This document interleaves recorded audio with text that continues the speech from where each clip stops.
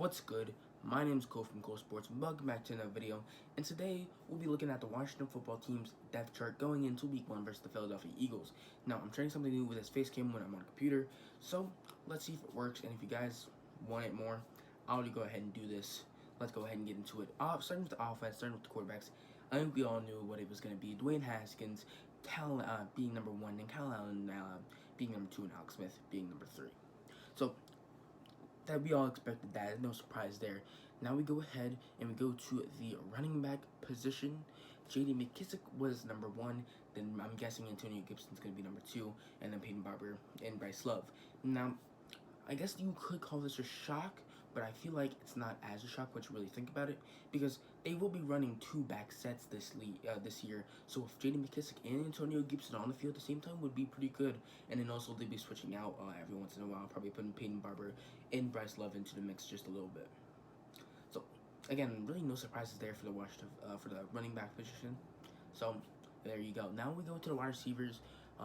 Terry McLaurin, Steven Sims Jr., and Dontrell Inman are the 3 starters going into the season. I expected that. I think lots of other people expected that to be the case. And obviously, you have Antonio Gandy Golden and Isaiah Wright, the other 2 wide receivers that are going to be switching out and back and forth.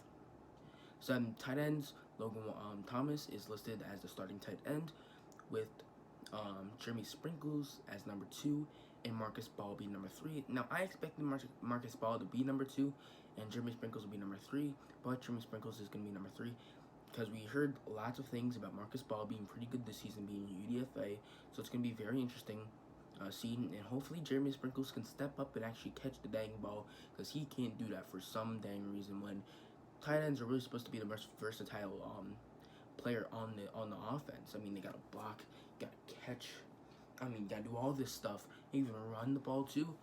Like, you gotta be able to step up and at least catch the ball. At least catch the ball. Come on, that's what you're supposed to do. But hey, let's go. Then we got the left guard. Starting is Wes Martin. Then Jaron Christian Sr. is gonna be our starting left tackle there. And then when obviously when it goes to center, Chase Roullier, right tackle, Morgan Moses, right guard, oh my gosh, why can't I? Brandon Sheriff. There you go. For some reason, it doesn't list them on here, but I think that's pretty much explanatory, self-explanatory. I think that's how you say it. Not too sure. But next, our defense. Obviously, Chase Young's gonna be starting Montez Sweat on the edge. Then the inside's gonna be De'Aaron Payne and Jonathan Allen. Then we go to our backups: Ryan Kerrigan and Ryan Anderson, both backup 2 edges. But again, I do see Ryan Anderson and Ryan Kerrigan getting some snaps too. I think that's the one good thing about our defensive line is that we have depth, because backup Ryan Kerrigan, when he was our starter for so long, then backup Ryan Anderson, who's actually pretty decent. If you need to fill in for Montez Sweat or Chase Young for a play, he can go ahead and do that really quick and still put on possibly maybe not the same pressure, but he should put on pressure on the quarterback. And now, honestly, that's why I feel like we have the best defensive line in the league, is because of our depth. And obviously, being in the inside goes for Matt Ioannidis and Tim Settle. But again, I really love our defensive line. I think it's one of the best in the league. If not, I think it's the best in the league, mainly due to our depth that we have on the depth. Especially with Ryan Kerrigan, Ryan Anderson, Matt Ioannidis, and Tim Settle being the backups, and also James Smith-Williams too. Don't forget about him being pretty versatile on the defensive line. Now going to our linebackers, we have Sean Dion Hamilton, John Bostic, and Kevin Pierre-Louis are our starters going into Week 1, and then Thomas Davis Sr., Cole Holcomb, and Kaliki Hudson coming up being the backups. Now, honestly, I kind of expected Thomas Davis Sr. to be a starter over Kevin Pierre-Louis, but I think Kevin Pierre-Louis is probably better because he is more more versatile. He's speedy. He's a speedy linebacker. So, can't wait to see him play and see how he does. Then we're going to our special teams.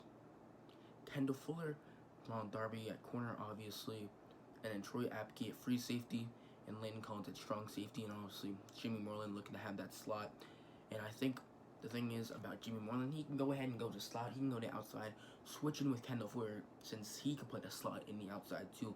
I really love our cornerbacks, and obviously Fabian Moreau, then Danny Johnson and Greg Stroman obviously being our backup cornerbacks. That they can get some time in at the quarterback position too. So there you go. It's secondary, and then going into our final one, obviously Nate Sundberg being our long snapper, and Tress Way being our punter, Dustin Hopkins being our kicker. But when it comes to returners, Steven Sims Jr. is listed number 1 kick returner in punt returner, Gibson our second kickoff returner, and Isaiah Wright being our second punt returner. So that's pretty much it for our depth chart for week 1 coming against the Philadelphia Eagles. Man, we're so close to football. Not even just a football team, not even just Washington, but Texans and Chiefs is right around the corner. It's so close, and I cannot wait for that. Thursday, let's go.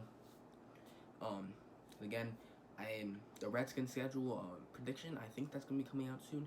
I don't know if I'm gonna do that, yes or no, but we'll just have to wait and see. And then I think I'm gonna be doing previews or post game for each game next week. I'm not too sure about that, but this is what, like day 10, day 9 of my upload streak. I didn't even think about doing this, but it's working out. Let's see if anything new comes out about Washington football team or the Washington Wizards. I might have my next draft prospect video coming out soon, possibly tomorrow if nothing else comes out. So I hope you guys enjoyed this video, and I'll see you guys next time. Peace out. Don't forget to like, subscribe, and share. Peace.